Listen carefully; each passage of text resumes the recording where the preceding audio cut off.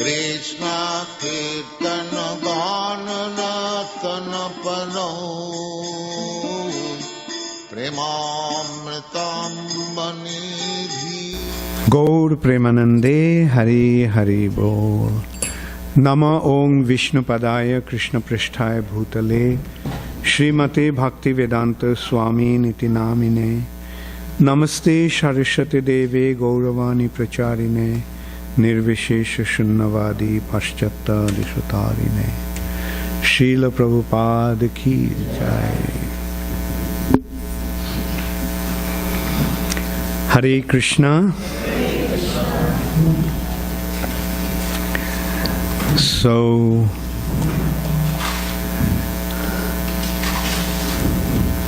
how many subject matters? What's the first one? What's the next one? Then, third one? Sthana, meaning? Planetary system. Fourth, meaning? Yes, protection by the Lord. Then, fifth, creative impetus. Sixth, meaning? Louder? Okay, very good. How many Manus are there? Wonderful. Which Manu is reigning now? And what's his name? Who is he? What's his name? No, who is he? Yeah, no, who is he? How did he get the name? Okay, thank you. And was there any mention of him in some other scripture that you know of? What did it say there? Very good. Krishna is saying he gave this Bhagavad Gita first to whom? Sun God. And Sun God, who is the Sun? What's the name of the Sun God? Are these fairy tales? So, does Sun have a God there? Is Sun Planet? There are people living there? Are you sure about that? How is it possible? The planet is so hot. Wonderful. Bodies made of fire. Is it possible to have bodies made of fire? Huh? What kind of body do you have? What kind of body do you have? Is it? No. Very good. These bodies are predominantly water. And how many elements are there in this body? 5. Okay, what are those elements?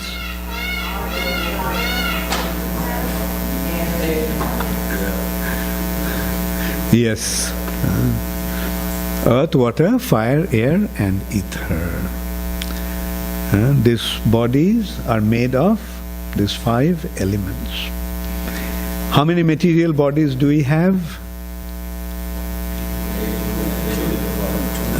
2. What are those 2 bodies? No, material is gross material. Gross material body is made of earth, water, fire, air and ether. And the subtle body? Are you sure about it? Can you give me the proof that you have another body? Yes. We need a brain surgeon to come up with the answer. Do you get to see that body when you operate your patients? The seat of the subtle body, where is the seat of the subtle body? The head. That's why I asked you. The proof is elaborate.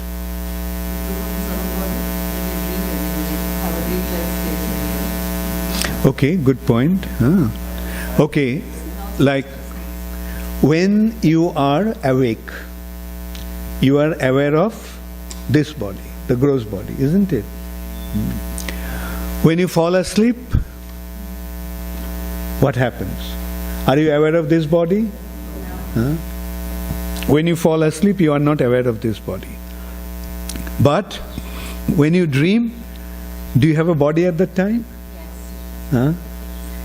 What kind of body is that one? That is the subtle body. For the near-death experience for people, I think that's also subtle body. Yes, yeah.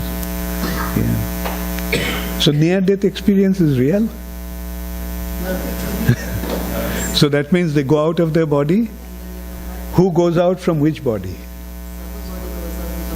Subtle body goes out of the gross body, and the subtle body experiences. I mean, we don't have to go to the near-death experience. We dream. In dreams, isn't it? I mean, don't we experience that we have a body when we are dreaming? Right? Is that this body, gross body, or it's some other body? That is the subtle body. So, this is how we are aware that we have two material bodies, gross and subtle. Interesting thing to remember, that at the time of death we leave the gross body. At the time of death we leave the gross body, but the subtle body actually remains. And the subtle body carries the soul to the next body. Should I elaborate on that? Are you sure? I'm not wasting time?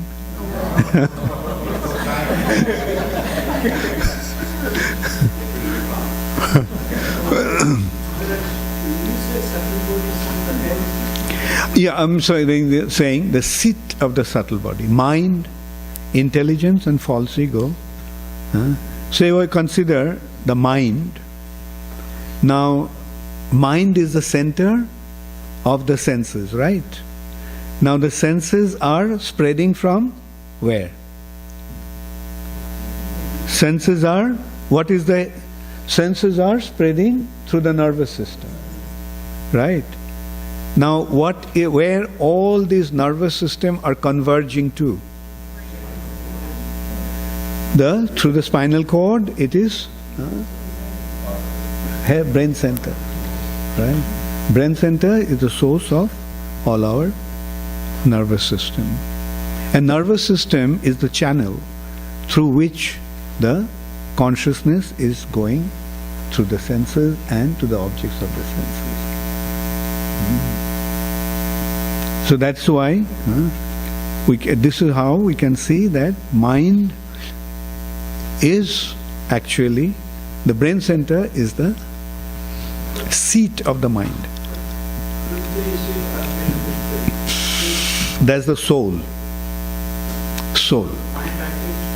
Soul, no. Soul is the entity and consciousness is its effect. And that consciousness is going externally, outwardly, through the senses.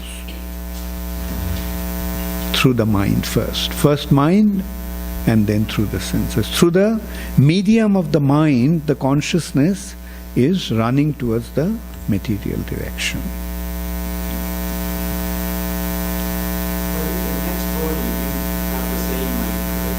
Yes.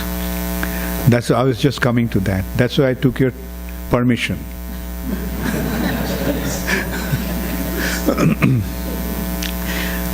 We have another body. So now is it clear? We have two bodies. Alright? How many of you agree that we have two material bodies? Okay. What do I think about those who didn't raise their hands? So, two bodies. One is this gross body made of 5 gross elements.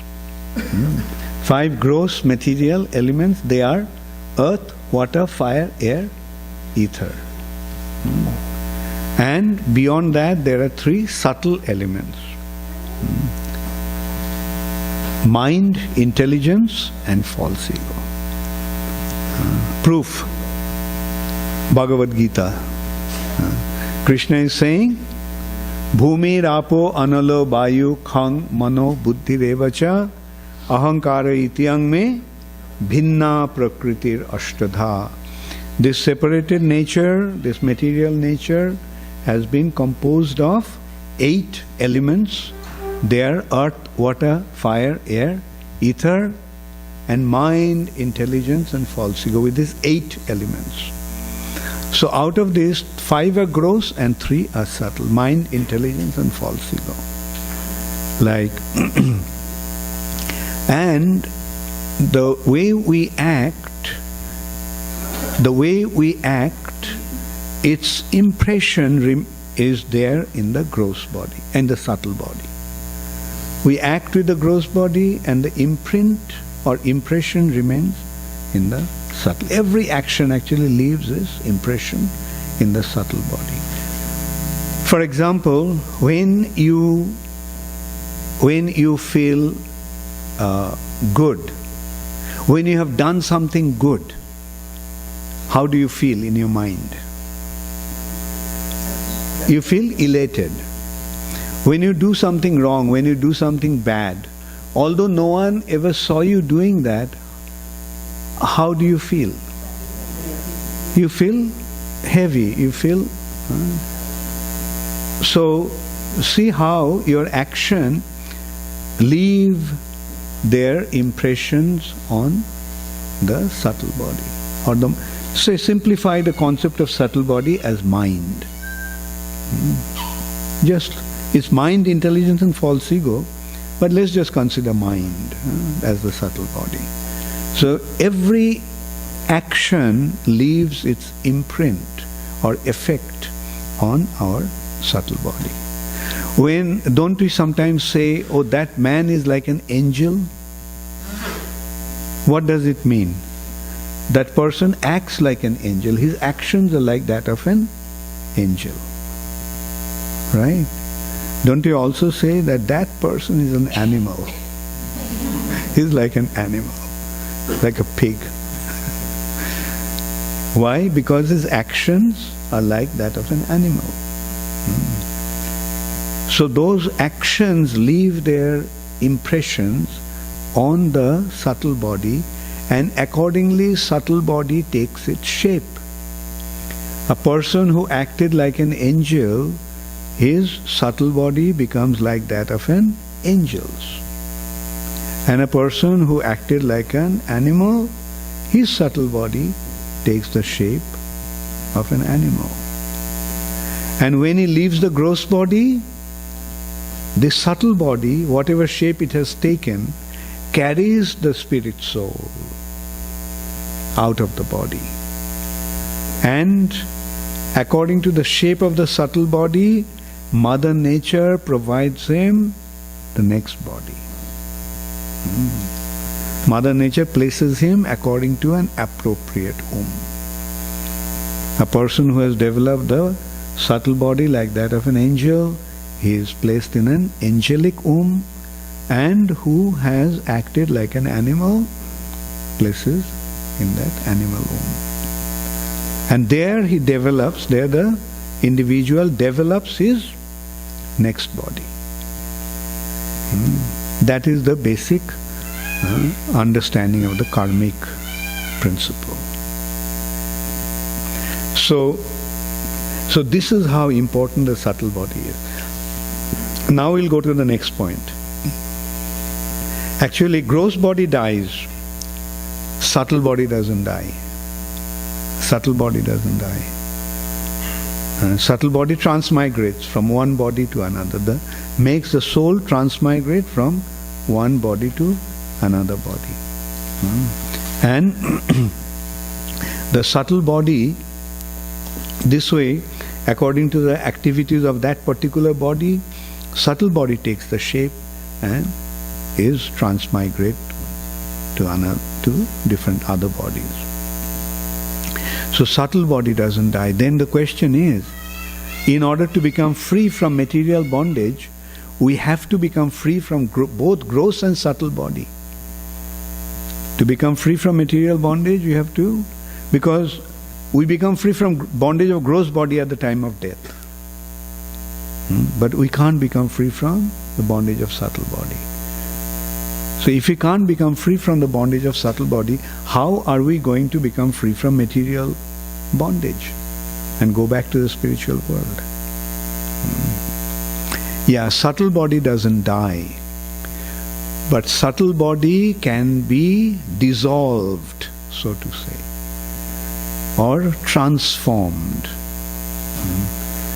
For example, the subtle body is comprised of 3 subtle elements: mind, intelligence, and false ego.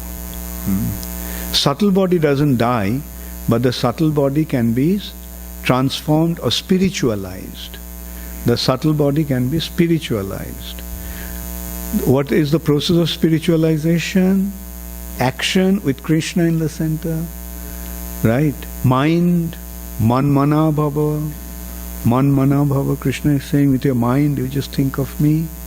So when the mind is engaged in thinking about Krishna, then what happens to the mind? Mind is spiritualized. And in this way, teshang satata juktanam bhajatang priti purvakam dadami buddhi jogam tang jena mam upayanti te. That is, when one becomes engaged in bhajatang priti purvakam, in devotional service to Krishna, in loving devotional service to Krishna, priti purvakam, then Krishna is saying dadami, that is, I give him. Buddhi yogam, what is the Sanskrit word for intelligence? So, does it ring the bell? So this is how the material intelligence is now spiritualized. Buddhi, becoming engaged in devotional service constantly. Satata yuktanam. Now the intelligence is spiritualized. Now, when one becomes engaged in devotional service in this way, then what happens to his false ego?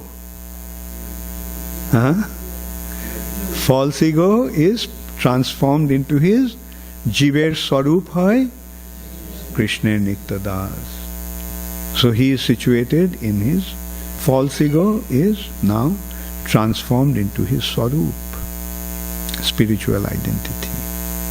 So where is his subtle body? Any answer? Gone. Subtle body is not there anymore. The pure spirit soul is residing in the apparently gross body. So that stage is called Jivan Mukta stage. Although he is alive, although he is in his material body, but he is liberated. Another expression for that is Swarup Siddhi, perfection of one's spiritual identity. Swarup Siddhi. So pure spirit soul in the apparently gross material body. But at that time the body, gross body is material? No. That body also is spiritualized. And in that respect, you all remember Prabhupada used to give the example of iron and fire. When the iron becomes red hot in contact with fire, is it iron or fire? Everyone agrees?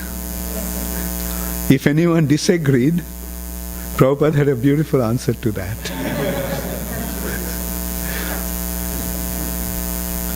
If someone did say, but Prabhupada, it is iron. Prabhupada is still iron. Prabhupada said, go touch it.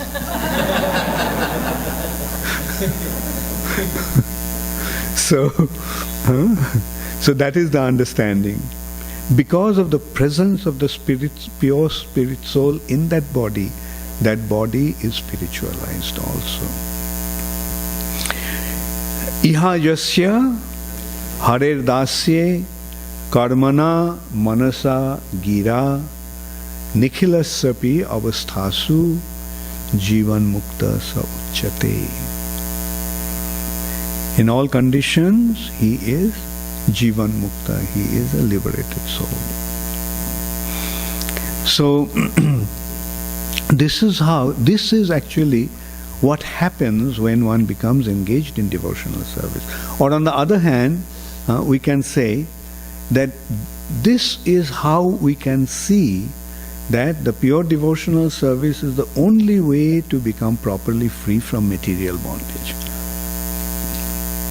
There is no other way. Like by performance of yajna, sacrifice, performance of austerities and penance, performance of meditation, and all these other processes cannot give us that benefit. They can elevate one to certain height of spiritual awareness, but the perfection of spiritual identity is not possible by those means. Whereas the devotional service is so simple. Just think of Krishna. Mind will become spiritualized. And then the rest of that will automatically happen. Thinking of Krishna will automatically involve rendering service unto Krishna. So when one renders service unto Krishna, then the soul the intelligence becomes transformed or spiritualized. And then one's identity is false identity, false ego is gone, and one is situated in his spiritual identity. Anyway, so let me see, I think I lost the track also. Anyway, the point actually is that what we are discussing about ultimately is how one can become free from material bondage. What does Bhagavatam ultimately award? What is the reward of pursuing Srimad Bhagavatam? Vidyate hridaya granthi chiddante sarva sangsaya kshiyante chasya karmani drishta evatmanishare. Vidyate hridaya granthi. This actual bondage is in the heart. There, granthi means knots. With so many tight knots, our high hearts are tied down to this material nature. But when we become engaged in devotional service, then those knots are cut asunder. Such a simple process. We don't have to do anything. We don't have to take a knife and start cutting it. Right? We simply have to become engaged in devotional service, and it automatically happens. The material bondages will automatically fall apart. So to go back to our actual session, like today we discussed about Jambuddeep. Now, which island is the Jambuddeep? Jambuddeep is what we consider the Earth planet, which is surrounded by saltwater ocean. So then next is Plakshaddeep. Plakshaddeep is surrounded by sugarcane juice. That means sugar water. Just as this is the ocean of salt water, the next island is surrounded by sugar water. Then next to that is Shalmali Deep, and that is surrounded by liquor.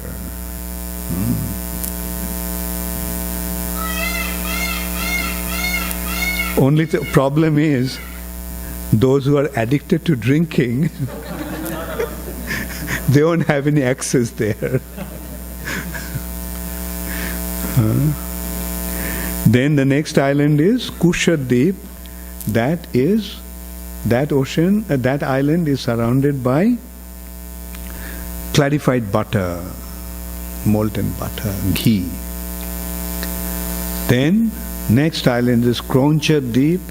That is surrounded by ocean of milk. Then the next one is Shakadweep. That is surrounded by ocean of yogurt. And then finally Pushkar-Deep. That is surrounded by ocean of water.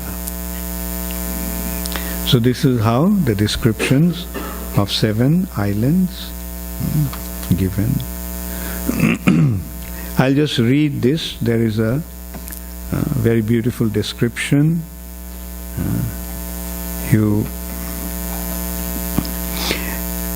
As Sumeru mountain is surrounded by Jambudweep, Jambudweep is also surrounded by an ocean of salt water. The breadth of Jambudweep is 100,000 yojanas or 800,000 miles. And the breadth of the saltwater ocean is the same. As a moat around a fort is sometimes surrounded by garden-like forest, the saltwater ocean surrounding Jambudweep is itself surrounded by Plakshadweep. The breadth of Plakshadweep is twice that of the saltwater ocean. In other words, 200 yojanas or 1,600,000 miles. On Plakshadweep there is a tree shining like gold and as tall as the Jambu tree on Jambudweep. At its root is a fire with 7 flames. It is because this tree is a Plaksha tree that island is called Plakshadweep. Plakshadweep was governed by Idmajyubha, one of the sons of Maharaj Priyabrata. He endowed the 7 islands with the names of his 7 sons, divided the islands among the sons, and then retired from active life to engage in the devotional service to Lord. You can choose. Equal in breadth to the island itself. Similarly, there is then another island, Shalmalidweep, twice as broad as Plakshadweep, 400,000 yojanas or 3,200,000 miles, and surrounded by an equally broad body of water called Surasagar, the ocean that tastes like liquor. Outside the ocean of liquor is another island known as Kushadweep, which is 800,000 yojanas or 6,400,000 miles wide, twice as wide as the ocean of liquor. As Shalmalidweep is surrounded by a liquor ocean, Kushadweep is surrounded by an ocean of liquid ghee as broad as the island itself. On Kushadweep there are clumps of kusha grass from which the island takes its name. This kusha grass, which was created by the demigods by the will of the Supreme Lord, appears like a second form of fire, but with very mild and pleasing flames. Its young shoots illuminate all directions. Outside the ocean of clarified butter is another island known as Kronchadweep, which has a width of 1,600,000 yojanas or 12,800,000 miles, twice the width of the ocean of clarified butter. As Kushwadweep is surrounded by an ocean of clarified butter, Kronchadweep is surrounded by an ocean of milk, as broad as the island itself. On the Kronchadweep, there is a great mountain known as Kroncha, from which the island takes its name. Outside the ocean of milk is another island, Shakadweep, which has the width of 3,200,000 yojanas, or 25,600,000 miles. As Kronchadweep is surrounded by its own ocean of milk, Shakadweep is surrounded by an ocean of churned yogurt as broad as the island itself. In Shakadweep, there is a big shaka tree from which the island takes its name. This tree is very fragrant. Indeed, it lends its scent to the entire island. The inhabitants of Shakadweep worship the Supreme Personality of Godhead in the form of Vayu in the following words. O Supreme Person, situated as the Super Soul within the body, you direct the various actions of the different airs, such as prana, and thus you maintain all living entities. O Lord, O Super Soul of everyone, O Controller of the cosmic manifestation, under whom everything exists, may you protect us from all dangers. Outside the ocean of yogurt is another island known as Pushkardweep, which is 6,400,000 yojanas, or 51,200,000 miles wide. Twice as wide as the ocean of yogurt, it is surrounded by an ocean of very tasteful water as broad as the island itself. On Pushkardweep there is a great lotus flower with 100,000 pure golden petals, as effulgent as the flame of fire. That lotus flower is considered the sitting place of Lord Brahma, who is the most powerful living being and who is therefore sometimes called Bhagavan. So this is how we get the description of the Brahmanda all the way up to the abode of Lord Brahma.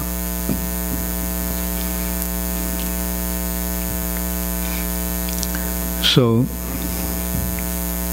now we go to the subterranean planets. Yesterday we briefly discussed about that. How many are there? How many such planets are there? Even the peacock is answering. He said 7. 7 lower planetary systems. My dear king, Sukadeva Goswami is narrating. My dear king, beneath this earth are 7 other planets known as Atal, Bital, Sutal, Talatal, Mahatal, Rasatal, and Patal. I have already explained the situation of the planetary systems of Earth. The width and length of the 7 lower planetary systems are calculated to be exactly the same as those of Earth. So 7 lower planetary systems. In these 7 planetary systems, which are also known as the subterranean heavenly planets, Bila Swarga, there are very beautiful houses, gardens and places of sense enjoyment, which are even more opulent than those in the higher planets, because the demons have a very high standard of sensual pleasure, wealth and influence. Most of the residents of these planets, who are known as Daityas, Danavas, and Nagas live as householders. Their wives, children, friends, and society are all fully engaged in illusory material happiness. The sense enjoyment of the demigods is sometimes disturbed, but the residents of these planets enjoy life without disturbances. Thus, they are understood to be very attached to illusory happiness. Actually, interesting thing to note here that actually in the Earth planet you get the presentation or replication of all the entire universe. That's another interesting feature of the Earth planet. You can see the Earth planet has living entities of divine nature. Earth planet also has living entities of demoniac nature. The Earth planet has the higher places of enjoyment. The Earth planet also has subterranean place of enjoyment. Earth planet have people, individuals, those who are divine or spiritually inclined, and there are also demoniac or extremely materialistic individuals. So this way we can see, just as the demigods in the higher planetary systems have their situation, in the Earth planet also there are individuals who are like the demigods. And also there are individuals who are extremely materialistic, extremely attached to their sense pleasure, and they can therefore be identified with the demoniac individuals. And it is said that sometimes the divine individuals may have some interruption to their enjoyment. But the demoniac individuals, the extremely materialistic individuals, their sense gratification is practically uninterrupted because they're so engrossed in it. And so, yes, I mean, okay, now I'll just carry on. The parks and gardens in the artificial heavens surpass the beauty of those of the upper heavenly planets. We know that the upper planetary systems, heavenly planets, are beautiful, so beautiful and endowed with so many wonderful facilities for enjoyment. But here it is saying that the lower planetary systems have even greater facilities for enjoyment. The parks and gardens in the artificial heavens, they are now described as artificial heavens. In the artificial heavens surpass in beauty those of the upper heavenly planets. The trees in those gardens, embraced by creepers, bend with a heavy burden of twigs, with fruits and flowers, and therefore they appear extraordinarily beautiful. That beauty could attract anyone and make his mind fully blossom in the pleasure of sense gratification. There are many lakes and reservoirs with clear, transparent water agitated by jumping fish and decorated with many flowers such as lilies, kubalayas, kalharas, and blue and red lotuses. Pairs of chakravaks and many other water birds nest in the lakes and always enjoy in a happy mood, making sweet, pleasing vibrations that are very satisfying and conducive to enjoyment of the senses. Since there is no sunshine in those subterranean planets, time is not divided into days and nights, and consequently fear produced by time does not exist.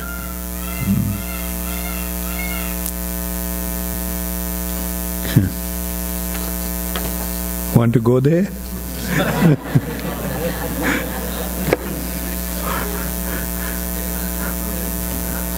And the answer I heard, my God, no.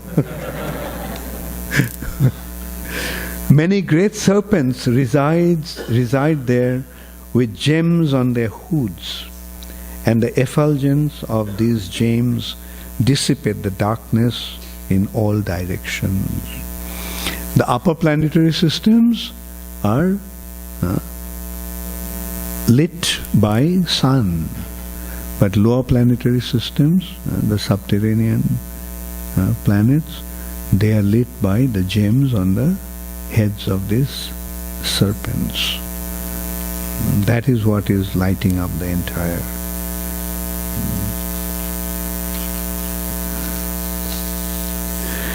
Since the residents of these planets drink and bathe in juices and elixirs made from wonderful herbs, they are freed from all anxieties and physical diseases. They have no experience of grey hair.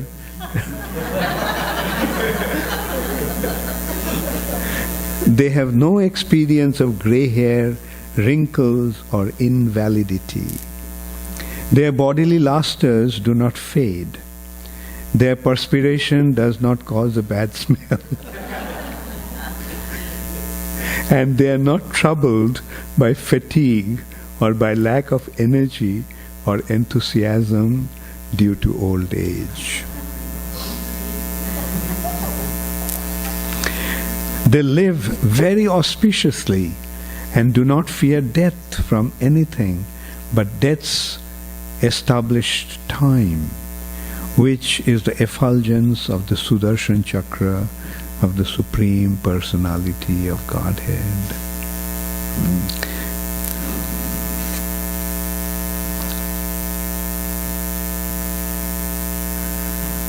So, it's such a beautiful description of those planets. In the material nature also we see, don't we? I mean, in this planet also we see that people make such arrangements, like such arrangements for enjoyment. But those are the nether or subterranean or clandestine arrangements. We notice the places of material sense, the places of sense gratification, don't we see that they hide away from light? They hide away from sunlight. They create their artificial arrangements. The nightclubs, discotheques, like pubs, and as I was telling you the other day, like I heard in Las Vegas, the arrangement is as such that I was about to ask, did anyone go to Las Vegas? And I thought that probably even if you went, you wouldn't raise your hand. So there the arrangement is like you can't, once you enter there, you can't make out whether it's day or night. Because it's all artificial light. Even at midday, you are entering into that artificial lighting arrangement. Doesn't it sound like subterranean heavenly planets? And anyway, so far, so good about the subterranean heavenly planets. Sukadev Goswami replied, now we are going further, then going to the next phase. Yeah, go ahead. Where it says that they live very auspiciously, do not fear death from anything but death. That eventually they die. But their death come all of a sudden. Right? Like, they are enjoying, and their span is finished. They're so engrossed in enjoyment And because they don't have ailments or disease as such, the death comes all of a sudden, as if the Lord Sudarshan Chakra chopped their heads off. And the Sudarshan Chakra is actually the origin of time. So the time comes in the form of Sudarshan Chakra, and these demons are actually killed by the Lord's Chakra. Sukadev Goswami, any other question? So much opulence is being described in the lower planetary system. So all the sinful people still go to... No, the thing is that they are pious, they have some piety. So even going to the lower planetary system, they need piety? Yes. You know how pious Ravan was?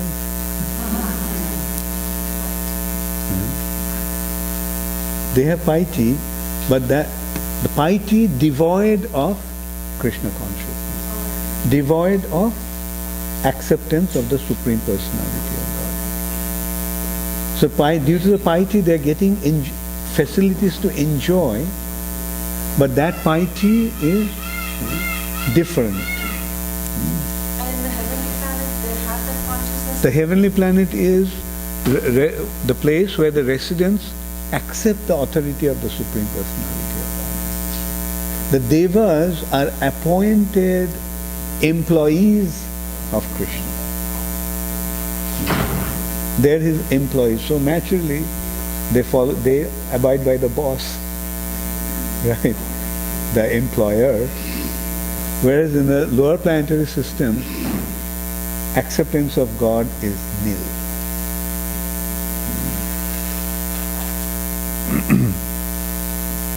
Any other? Yes, Krishna question. It's not really a philosophical question, but it's kind of a visual question, kind of trying to grasp. Maybe give her the mic, yeah. I can hear you, but for others to hear.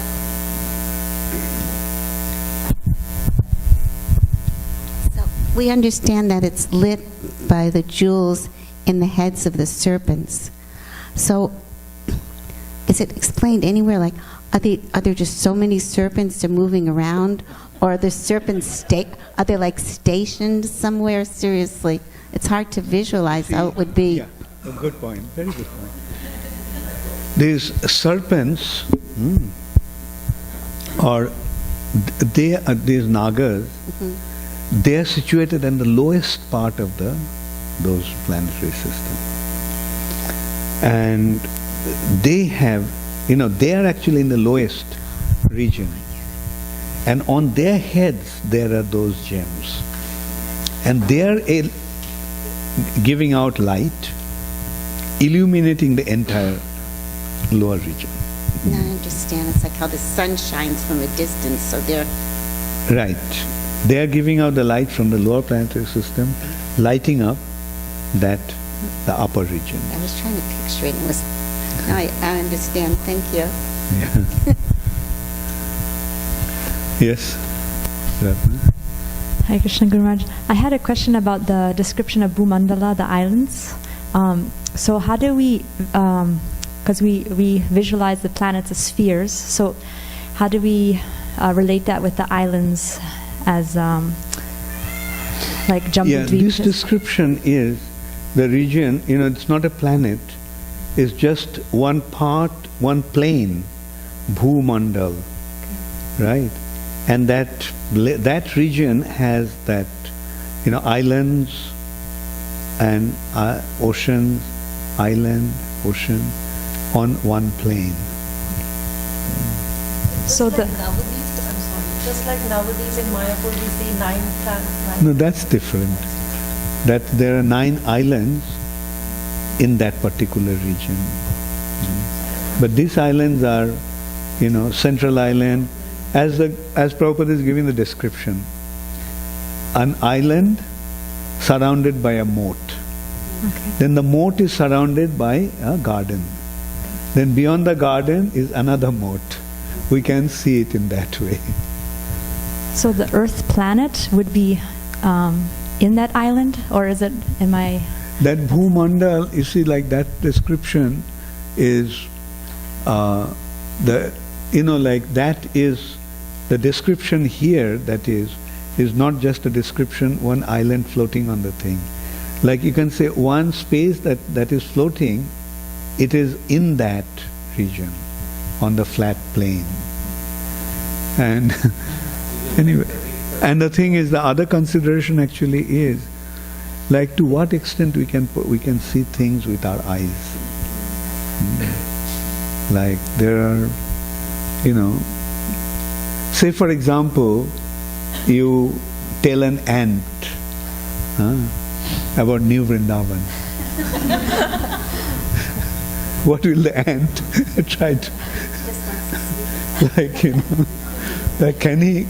So, like when it comes to the higher dimension of information, our situation is like that of an ant, Yes, your question? Yes, in the last chapter, he describes the lotus flower that is the from which it gets its name, that has 100 million golden petals. Is that the same lotus that is the seed of Brahma? Is that the same lotus coming from Krishna's navel? No. Okay. No. This is just a part of that lotus. And that lotus is the entire creation, entire universe. Yes.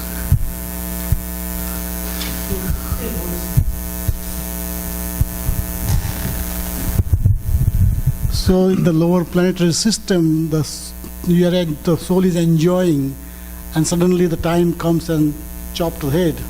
What happened to soul after that, to that particular soul? Well, it'll depend upon their karma. But the thing is that because they are so much engrossed in sense gratification, they are stuck there.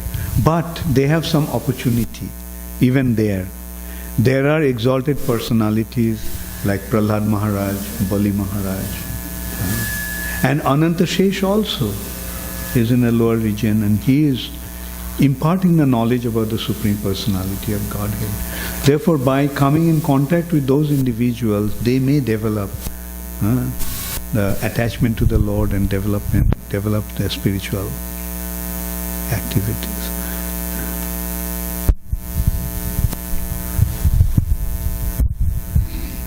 Actually, I had two questions, but you answered both of them just now. Okay. And I was going to ask that in the planets like Sutala Loka, where Bali Maharaj is residing, is he preaching? Is he because he's the king, and whether they become devotees? You see,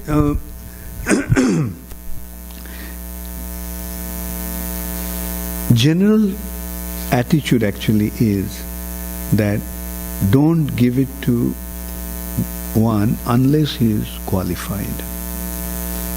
So there, individuals, those who are developing this attitude of surrender, developing this, divine qualities, then to them they are imparting the knowledge. Otherwise, he is actually ruling over the demons. He is surrounded by all these demons, and he is the leader of the demons.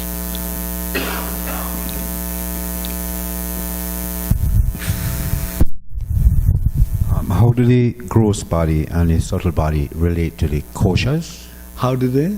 The subtle body and the gross body, the 5 elements and the 3 elements, relate to the 5 koshas. And the 5 koshas. The 5 koshas are actually in relation to the elevation of consciousness. It is not really related to the body, but it is a matter of consciousness. But of course, the consciousness is affecting the body, right? Like the first part is, Annamaya. Like, at that stage one is simply concerned about eating. Then comes to the Pranamaya stage. He is not so much into eating, but in the breathing aspect. He realizes that the joy derived out of breathing is superior to the joy derived out of eating. And in this way he goes higher and higher. Then from breathing stage he comes to the Jnanamaya stage. Acquiring knowledge gives greater joy then the joy derived from controlling the breathing, like that, Thank you. And then finally comes the Anandamaya stage. So, any other question pertaining to this? Yeah, okay.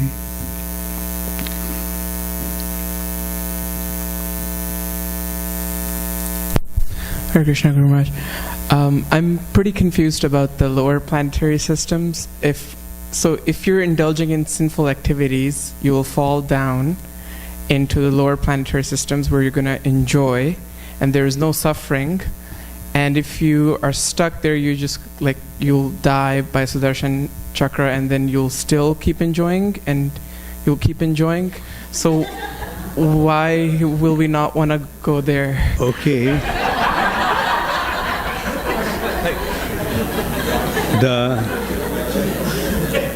Not that all the lower planetary systems are full of such enjoyment.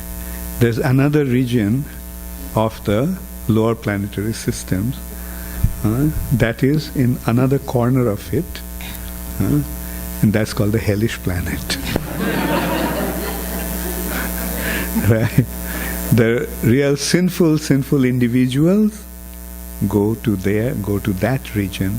In Sanskrit, it is called Naraka. There's a difference between this Saptapatal and Narak. For sinful reaction, one goes to Narak. But as I mentioned, that this region, they are actually there, not that, they are sinful, they are pious. But the problem is that they are not accepting the Lord. They're hailing from very exalted families, like Pulaha, Pulasta.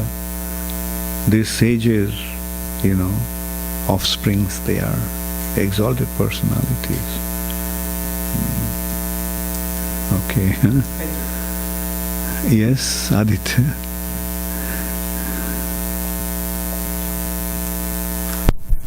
So, Guru Maharaj, is Yamlok a part of the heavenly planets? Like we hear Jamalok. No, that like, is Narak.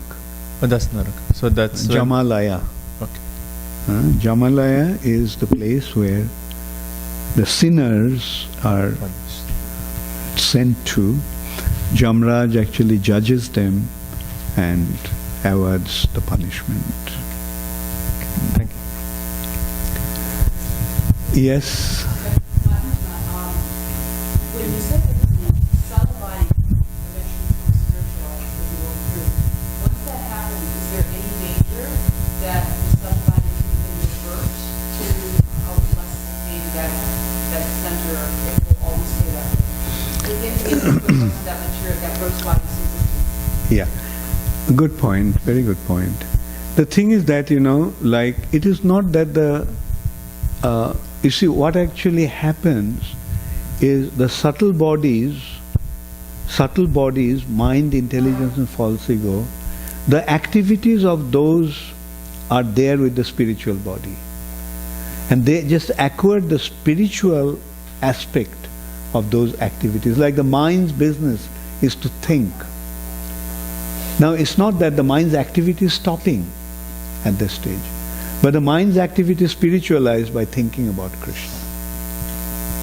The intelligence activity is to decide what to do, what not to do, what to accept, what to reject, right? And there, in the spiritual, that it becomes spiritually transformed. The intelligence becomes spiritualized, and at that stage, as Krishna is saying, Dadami Buddhi Yogam Tam. At that stage, one realizes, the intelligence is functioning only to be engaged in Krishna's service. No other activity. And his false ego now is transformed into his spiritual identity, becoming a servant of Krishna. So pure spirit soul. Now, as you were saying, that, is there any possibility of fall down? Or getting back into the subtle concept of that. The thing is that, you see, when one is completely purified in this way, then he develops his loving relationship with the Lord.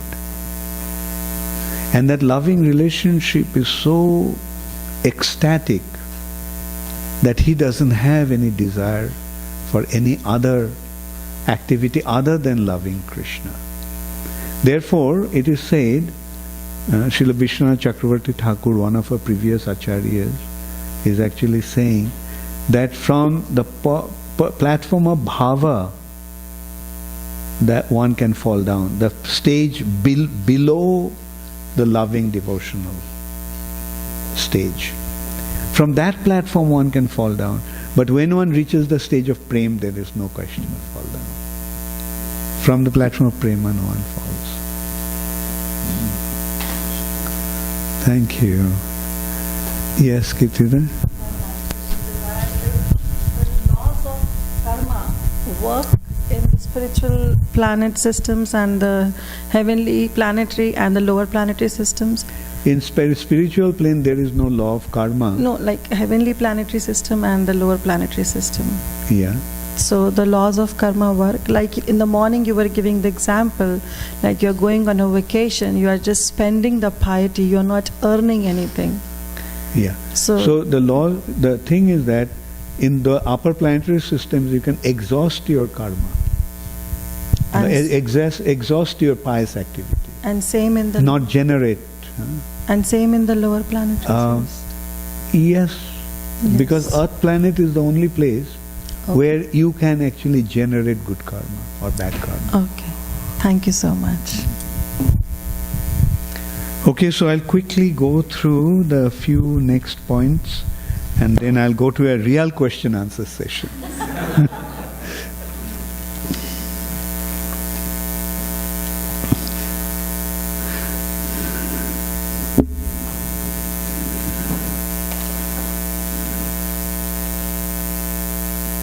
So I'm going to another next phase.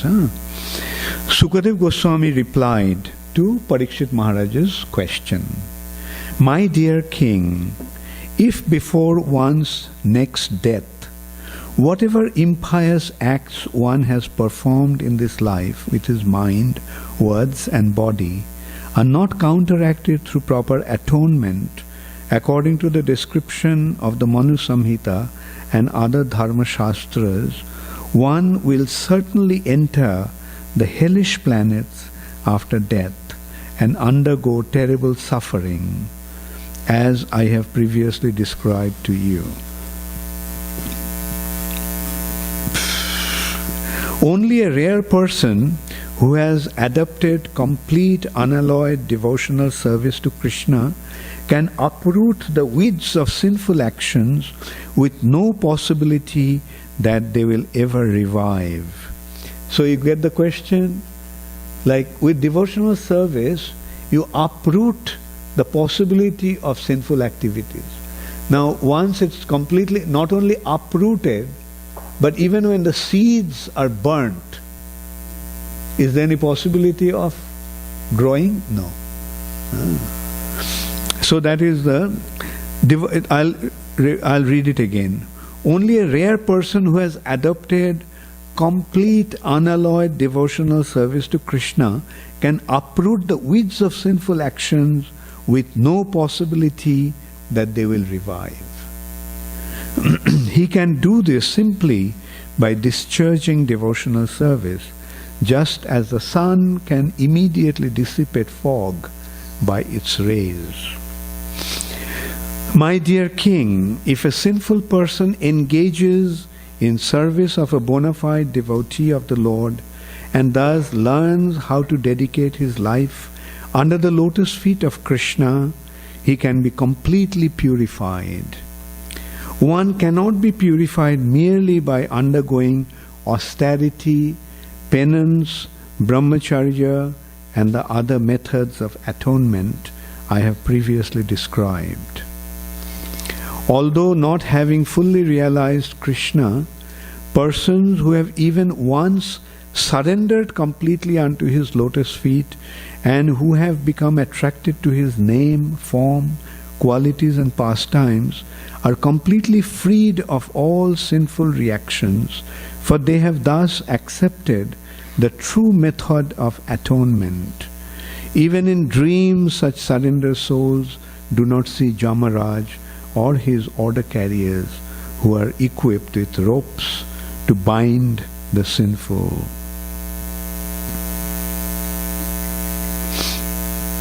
When the order carriers of Jamaraj, the son of Sun God, were thus forbidden, they replied, "Who are you, sir?" Okay, this is in context of Ajamil. So everyone knows the story of Ajamil? Yes. So Ajamil was extremely sinful. Now he is dying.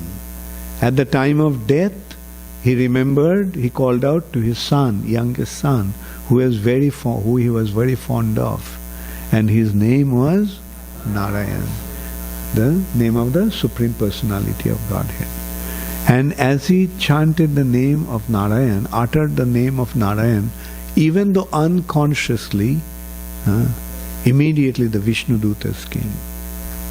And Jamadut, they actually forbade Jamadutas to take him. So, then the Jamadutas went to Jamraj and asked what happened. Right? And actually before that, there is a discussion among them with the Vishnu Dutas. When the order carriers of Jamraj, the son of the sun god, were thus forbidden, they replied, "Who are you, sirs, that have the audacity to challenge the jurisdiction of Jamraj? Dear sirs, whose servants are you? Where have you come from? And why are you forbidding us to touch the body of Ajamil? Are you demigods from the heavenly planets? Are you sub-demigods, or are you the best of devotees?" So now it is going to further into explanation of like the subtle body is endowed with 16 parts. The 5 knowledge-acquiring senses, the 5 working senses, the 5 objects of sense gratification, and the mind. This subtle body is an effect of the 3 modes of material nature. It is composed of insurmountably strong desires, and therefore it causes the living entity to transmigrate from one body to another in human life, animal life, and life of a demigod. When the living entity gets the body of a demigod, he is certainly very jubilant.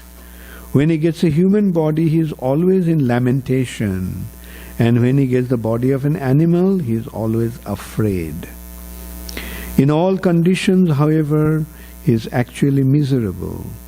His miserable condition is called samsmriti, or transmigration in material life.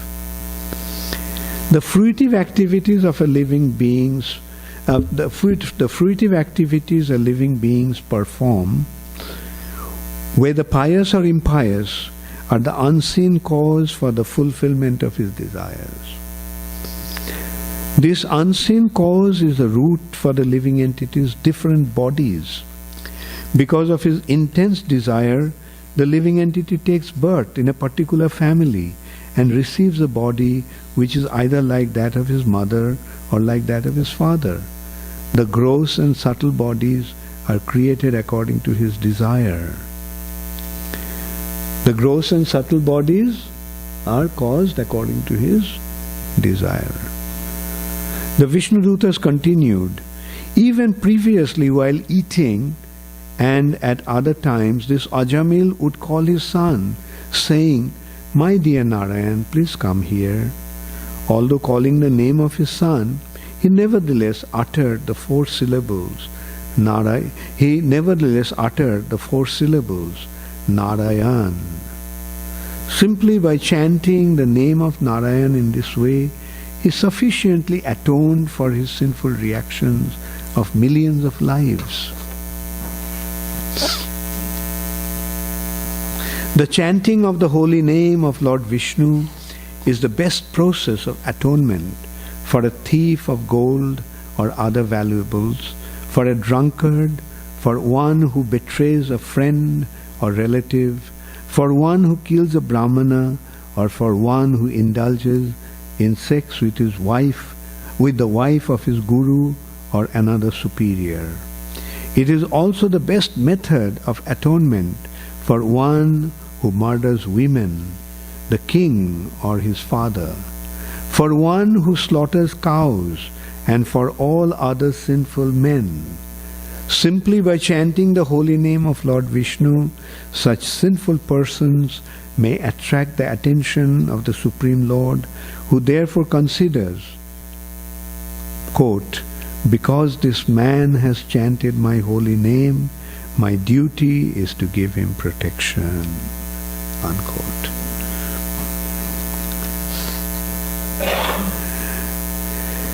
The ritualistic ceremonies of atonement recommended in the religious scriptures are insufficient to cleanse the heart absolutely, because after atonement one's mind again runs towards the material activities.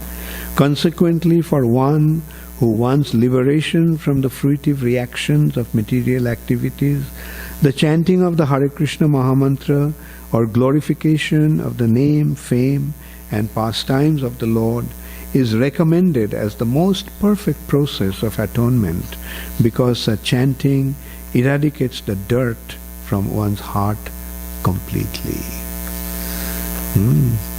So, we found the best process. And the benefit is that even if we chant the name unconsciously, not really intending to address the Lord, even we are chanting or glorifying the Lord without proper state of mind, still there will be the benefit. The benefit will be that one will become free from all his sinful reactions. And on top of everything, we can remember the assurance that Krishna has given. Just surrender. Just surrender unto me. And when we surrender unto Krishna, then Krishna will free us from all our sinful reactions. Thank you all very much. Now we can go to real question answer session. Yes? Okay, Ladini. Thank you, Maharaj. So there are many religious systems, and some religious folk, other than the Vaishnavas, are saying God's names according to their tradition, according to their scriptures. And they're also endeavoring to be pious. So what we've just heard here, does it pertain to them? Or, I mean, I think I want to hear you talk about it, because I have an understanding that we're talking about graduation to Krishna's abode, which is very special. And I don't think that's available through other religious systems, but it seems that deliverance from the cycle of birth and death and repairing to the Lord's abode is available through those other systems. But I would like to hear you speak about this, please. Well, you see, as long as they're chanting the name of the Lord, doesn't matter, which language, so to say, they'll derive the benefit. Just as Nam Nam Akari Bahudha, the Lord has innumerable names, and in those names the Lord has invested His entire potency. And as I said, consciously or unconsciously, one does, then He will take note of that. Yes.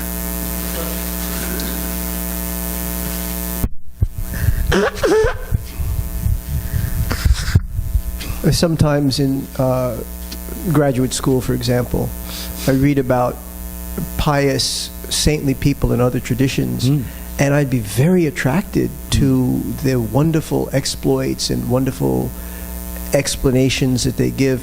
but I'm observing too, they're eating meat and they're drinking alcohol and such. And so I feel a repugnance. And I'm thinking that, well, because of the affection for the Supreme Lord that they have, the genuine devotion, all of that will be wiped away, but that they wouldn't graduate to Krishna's place. But I don't know if that's even true. You see, the Lord is present in the heart of everyone as a super soul. And, He will guide them. Like as you said, I mean, it's true, like, especially in Christian culture, we see, like, so many amazingly, exalted personalities. Saint Francis of Assisi, Saint Aquinas, so many saintly personalities. I mean, they have genuine love for God, no matter whatever they were doing. Like, I don't think many of them are not really eating meat. Or things like, at least Saint Francis of Assisi didn't. Anyway, it doesn't matter. And the thing is, like when it comes to that, these sinful activities are pertaining to the material body. And when the Lord bestows His mercy, that all those sinful reactions are taken care of. Like that means, when He takes you out of your material context and elevates you to the spiritual platform, then all those material considerations are already of no consequence at all. Like, consider, like in Krishna consciousness. I think most of us were non-vegetarian.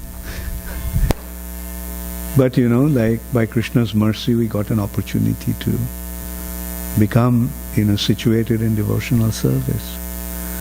Now, Srila Prabhupada didn't say, oh, you eat meat, so you are unqualified. Indian Brahmanas would do that. Right? They would always find the disqualification of a person. But a real, genuine devotee of the Lord and the Lord Himself simply sees the qualification and totally disregards the disqualification.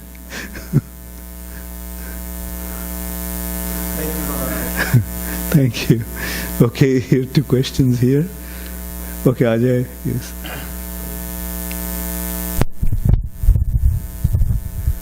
Thank you, Maharaj, for the nice discourse. Maharaj, we are talking about people like Ajamil who are unconsciously chanting the name of Lord once and they are liberated, and then, on the other hand, Vaishnavas are there who are chanting 60 rounds daily and they have 10 offenses. So how do we relate, both of them, that one hand we are saying that, okay, unconsciously chanting is also, name of the Lord is giving the benefit, and when we are practicing, we have to be sincere, we have to be attentive. So both the paths, are leading to the same place, but for the execution, it seems like the Vaishnavas are taking the tougher path. Yeah. The thing is that when you become situated on the path, then you are meant to practice it sincerely. Another thing that Ajamil didn't have the opportunity to commit is Vaishnava Aparadha. Whereas when you're in the association of Vaishnavas, that is one big disadvantage actually. So that's one thing. And mind you, what actually happened to Ajamil? He was elevated, he got a second chance. And then Ajamil didn't take any chance at all.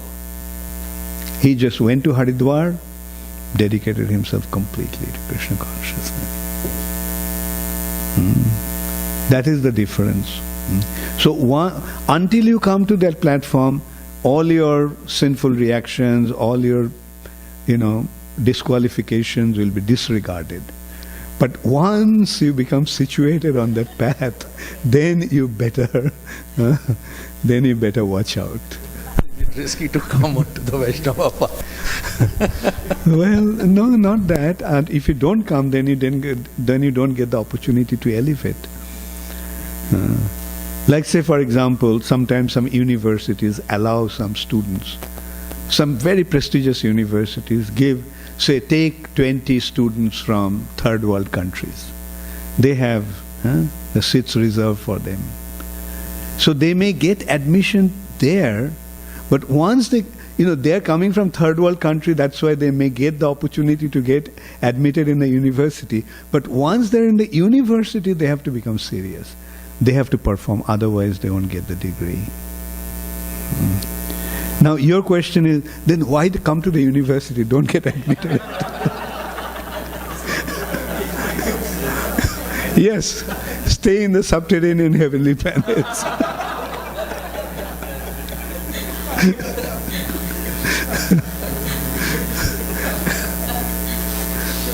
Hare Krishna. This question is related to the morning's presentation. In the verse that we recited, it said that even if it's the heavenly planet, one should never go to a place where there is no Harinam Sankirtan and Harikatha. So my question is, if one is in a situation where that kind of association is not readily available, then he has two options: either to leave the situation and go to a place where that is available, or to create, to preach and create that kind of situation. So which one would be more recommended? What do you think is a better consideration? I mean, naturally the answer is clear. Just consider what Prabhupada did. When Prabhupada came to America, did Prabhupada think that he's going to get saintly associations here? But he preached and created devotees, created the saintly atmosphere. So don't be lazy. So if you are in a situation which is not spiritually conducive, make that atmosphere spiritually conducive.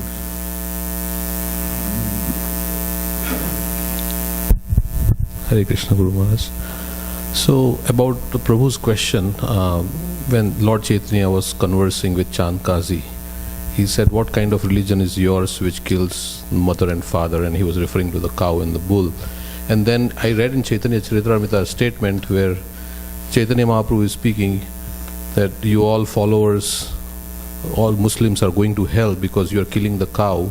As many hairs are there on the body of the cow, you are going to suffer. So how do we reconcile that they have devotion but they're engaging in like cow killing? And Chaitanya Mahaprabhu himself is saying, and Prabhupada writes in that purport that Quran and they are imperfect scriptures in one purport in that. So how do we understand this, that other religions also are bona fide ways of, Not bona fide ways, taking them to certain height, if they practice properly.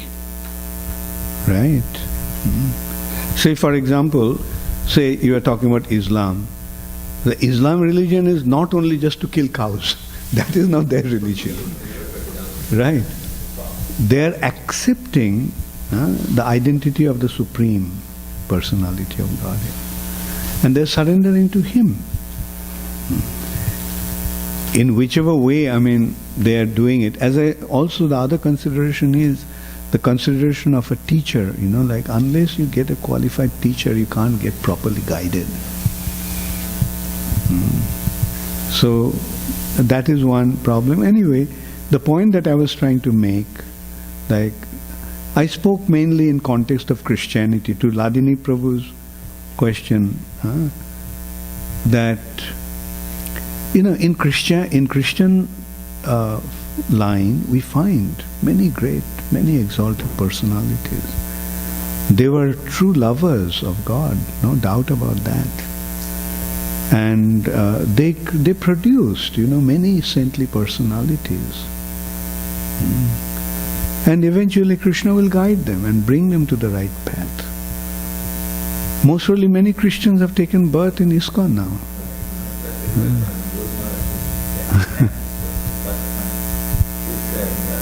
All those spiteful people either already come to Krishna consciousness or they will be born in ISKCON community. Yes.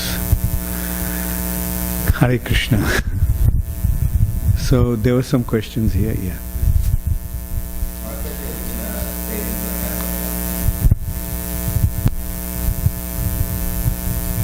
No, it's him. Hare Krishna Maharaj. Regarding Ajamil, what pious Sukriti did he do to even name his son Narayan? Because there are so many sinners. Why doesn't it happen to other sinners that by chance they call out some form of Krishna's name? It is happening. People are hearing the holy name, right? Devotees are chanting, and unconsciously they're chanting the name of Ram and Krishna. They're getting the benefit. They will get the benefit, although they're doing it, although they're chanting unconsciously. And this is how the good fortune is being created. And then Maharaj, part 2 to that is, I'm still not clear about karma in higher planets and lower planets. Like we see in Indra's case, he does all sinful activities and then he's cursed. So can one do something sinful in heavenly planets and get a bad karma from that? Yeah, they're getting the curse result immediately. Like some person is cursing. They're not, like as I mentioned, like you can exhaust your good karma, but you cannot generate your good karma again. That is the problem in the heavenly planets. Yeah, Krishna, please. My question was in relation to the subtle body. So we know that through the process of devotional service, like for instance, worshipping the deities, associating with saintly personalities, taking shelter of the holy name, that we are becoming purified. Then at the same time, my question is, how do we have the balance between having patience, like we see, let's say we're getting older and we see time is running out. So how do we have the balance of being patient, but at the same time to be careful not to become complacent? Like how to go, move forward with tolerance. Good question, good point. To be patient, there is sincerity and you are being patient. Patience has sincerity involved in it. But in complacence, the sincerity is lacking. Isn't it?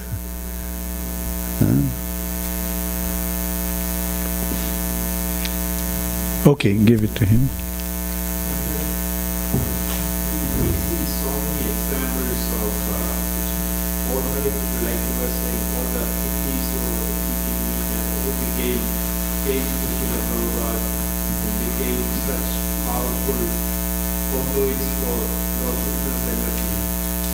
Then you see some of the women from those exalted positions falling down.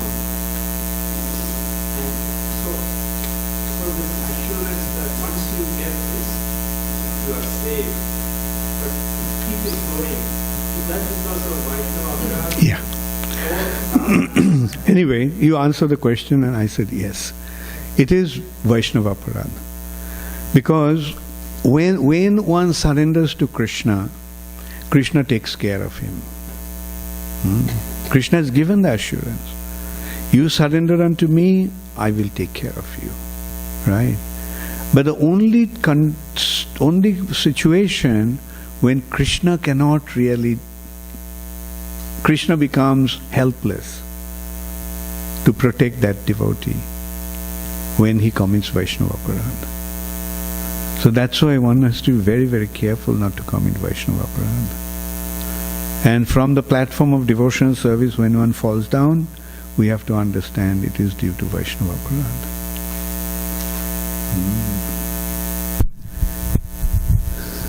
Hare Krishna Swamiji. So my question is that, as you said, the subtle bodies does not die, they just transform from one body to another.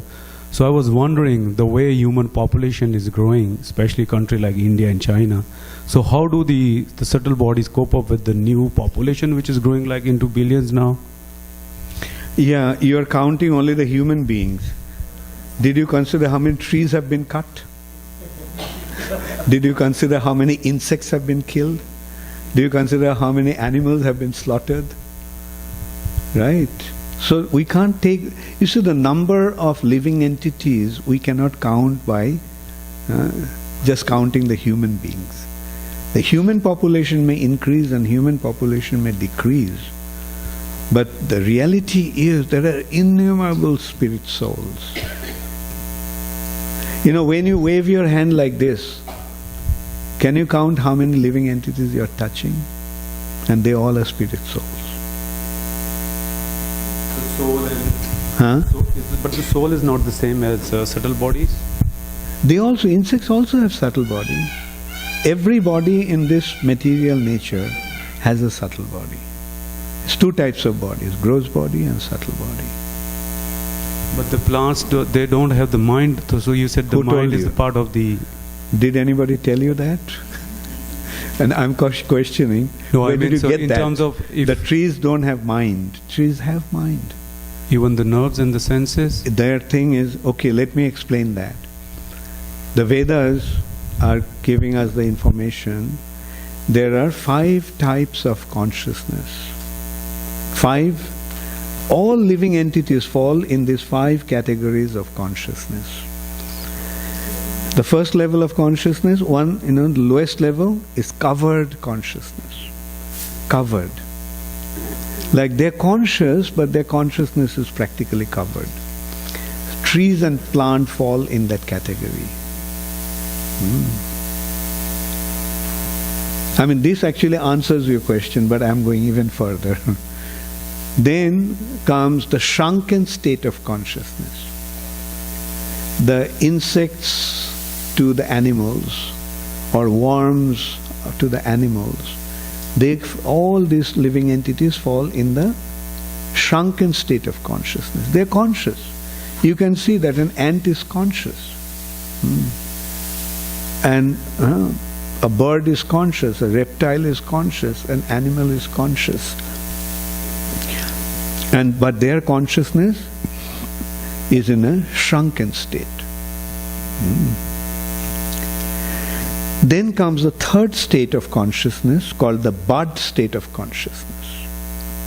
Apparently, a bud of a flower is in a shrunken state. Right? Its little petals are in a shrunken state.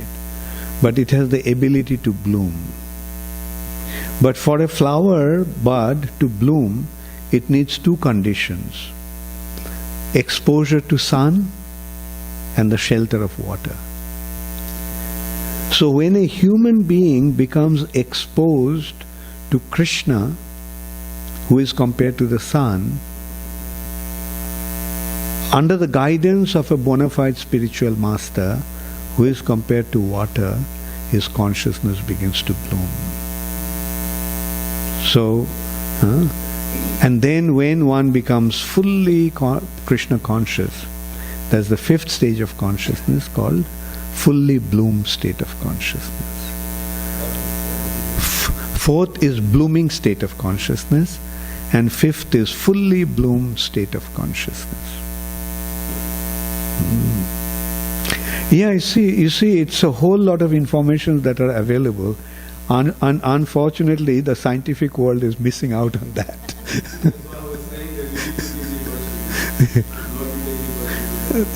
Now you go and distribute it. Yeah, go out and distribute. That'll be, they need to also know that. Yes. So thank you, Maharaj. Picking up actually on Ladini's, on the point that he made in the conversation that generated from that, and then this last point, when we think of the various paths and the fact that there are probably many out there who are trying to attain consciousness, in our practice we talk about the importance of the spiritual master to allow us to attain that state of prema. Can you speak a little bit to the importance of the spiritual master? Just as I said, I gave the example of bud. The human beings fall in the bud state of consciousness. Apparently, the human being, their consciousness is in a shrunken state. At the most, a man is a civilized animal. Right? So, his consciousness is in a shrunken state. But when he becomes exposed to Krishna, and he has the guidance of a bona fide spiritual master, then his consciousness begins to bloom, begins to expand. So the spiritual master's guidance is very, very important in that context. Like, just consider a flower is now exposed to the sun but doesn't have the shelter of water. What will happen? The same sun will dry it out. So that's what happens when one becomes exposed to Krishna without the guidance of a spiritual master. That is how important the guidance of a spiritual master is.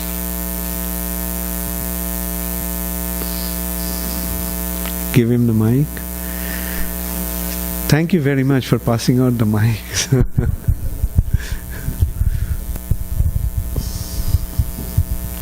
Hare Krishna Guru Maharaj.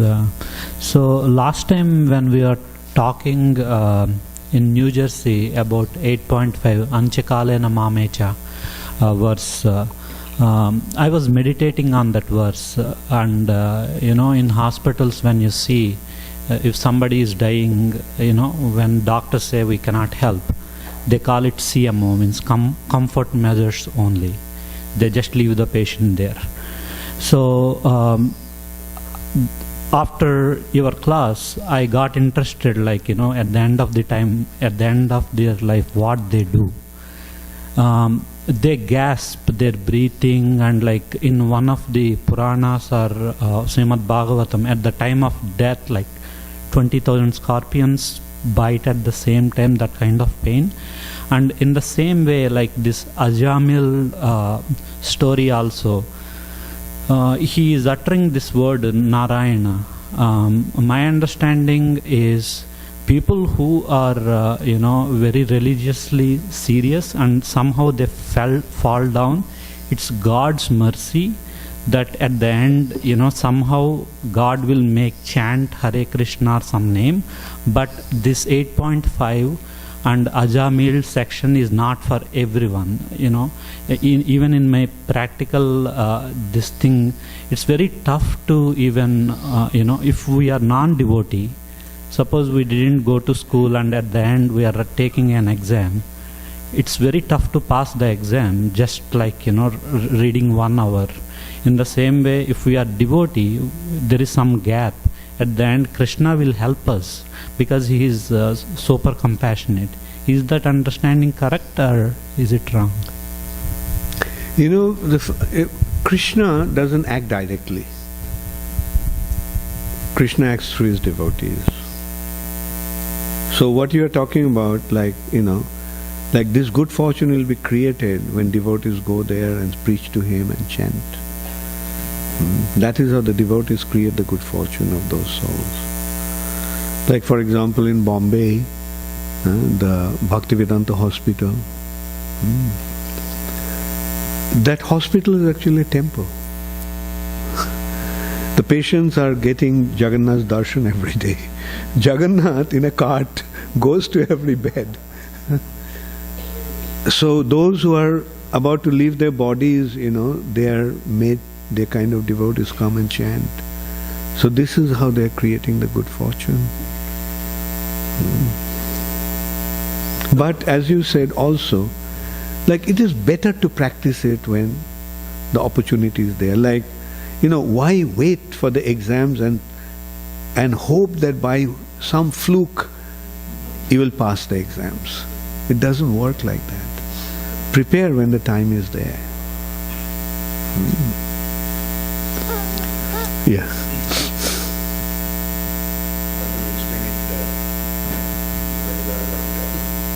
Coming one more time for my clarification, the subtle body, when you say that is spiritualized, is dissolved, is it the same thing in Bhagavatam it is mentioned that one has to enter the spiritual planet, both the subtle body and the gross body has to be left, only then the entry is there? No, what I mentioned is, for a devotee, the subtle body gradually dissolves or becomes spiritualized. He doesn't have a subtle body, it's only the pure spirit soul. And after he leaves the gross body, the pure spirit soul goes back to Godhead. Or even if there is some impurities, that gets cleansed out. And one more thing, Maharaj, like in the second chapter of Bhagavad Gita, it is mentioned the attributes of the soul, where it is said that soul is immovable. So I was hearing one lecture on this, that how the soul is immovable and how when the soul dies. So the answer in the lecture which I found was that the soul is not carried, but the subtle body on which the soul is there is carried. So directly the soul is not Soul moved. is carried by the subtle body only in the material domain. Okay. The subtle body doesn't have anything to do with the spiritual journey. In order to complete your spiritual journey, you have to be free from the subtle body. Subtle body is actually the perverted reflection of the activities of the soul. Right? Right. It's subtle body only is on both gross and subtle bodies are in the context of this material nature. Okay. So in order to go back to the spiritual world, one has to become free from both the gross and subtle body. Now the freedom from the gross body comes at the time of death. But for becoming free from the subtle body, it needs preparation. Thank you. Hare Krishna. Okay, Aditya. So Guru Maharaj, in the starting you're talking of how the seat of the subtle body is in the head. So when we actually refer to Bhagavad Gita 15:15, Sarvasya Chaham Riddhi Sannivisho, so Krishna gives intelligence, forgetfulness. So is that intelligence and forgetfulness same as the Dadami Buddhi Yoga principle, or here he is talking more of in the material realm? No, that is Krishna is giving the smriti, remembrance, and forgetfulness. Both are, that is in the material context. That is not buddhi yogam. But when one becomes a devotee, then yes, then Krishna gives the buddhi yoga. So in this verse it says Sarvasya Chaham Riddhi Sami, that I am seated in the heart. So in that way that material intelligence is from the heart? Is that? It's coming from the soul, and the soul is in the heart. Like it is, you see, let's put it this way. Soul is in the heart. The consciousness is coming. Consciousness is moving in the material direction. So when the consciousness moves in the material direction, it is the mind through which the consciousness goes towards the material direction. So, whereas Krishna is situated in the heart, initially or generally as the witness. But when one develops devotion to Krishna, then Krishna is not a witness anymore. Then Krishna becomes, Krishna reciprocates, Krishna responds.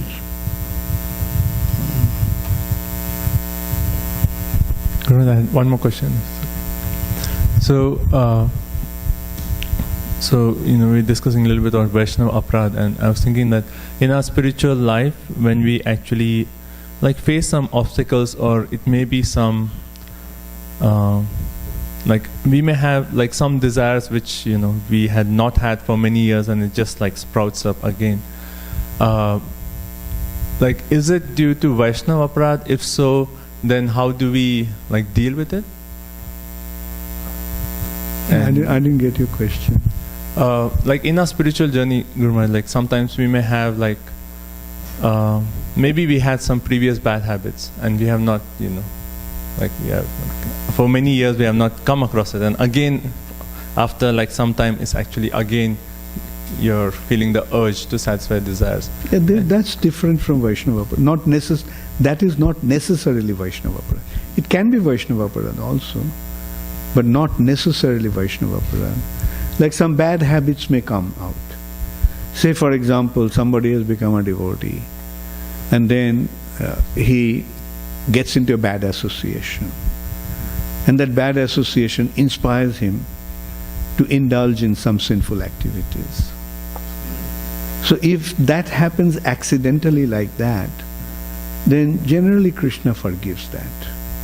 That's an accidental fall down. So these accidental fall downs, Krishna.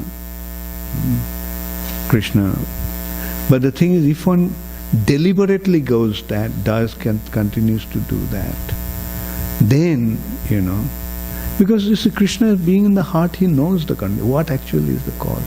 If somebody had some, not really, he didn't really want to do that, but it happened. And as you said, like maybe due to the past karmic reactions, just comes out. Krishna will take care of that. But that doesn't mean that we should deliberately take advantage of that. Oh, Krishna will forgive me. That's what Prabhupada always criticized, actually. That yes, Krishna will take care of all your sinful reactions. But once Krishna takes care of your sinful reactions, don't commit sinful activities. Like if, and again Prabhupada gives the example, that you have committed a crime, you go to the judge and you beg forgiveness. The judge forgives you. You commit it again and you are arrested, taken to the judge. The judge may say that, well, this was an accidental thing. He didn't, didn't really deliberately intend to do that. He may forgive you. But if you go for the third time, then what will the judge say? No more forgiveness. So that is how it is. And how do we actually deal with, because we are in society of Vaishnavas and we are working with different devotees, and there may be knowingly or sometimes even unknowingly, when you are all engaged in seva, there may be some Vaishnava aparadha, someone may be hurt by the way we are doing a particular seva. So, and we may not even realize that, oh, that person is hurt from me. Then how do we... About that, Prabhupada said that even in a family, sometimes the brothers fight. But after 5 minutes, they become friends again. So that's one advantage we have. We are in a family. Sometimes we may have some tiff with somebody. But after 5 minutes, we become friends again. Or we should become friends again. We should not hold the grudge. Okay. Thank you so much. Okay, last question.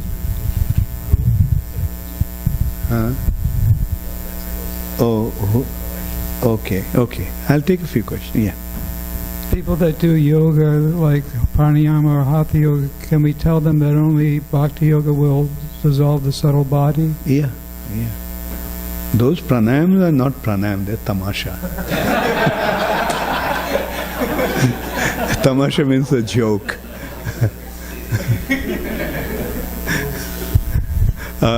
Okay, that question there, and then... Maharaj here? No. Oh, you had a question. Okay, I'll take it after that. Maharaj, you already explained about this aparad, but I have some more detailed explanation I need from you. Yes, our society is ISKCON. We always, when you enter into ISKCON society, you gradually go up and up and up. So you always have some leadership role when you go up and up. And then when you're thinking about Vaishnava Aparad and you want to give some suggestions or some criticisms, you're always afraid because it's going to be Vaishnava Aparad and we probably cannot do our real duty that we're supposed to do.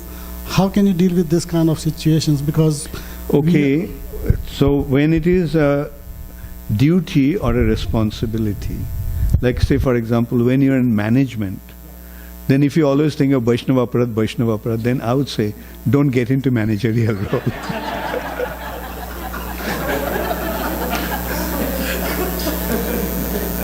Okay.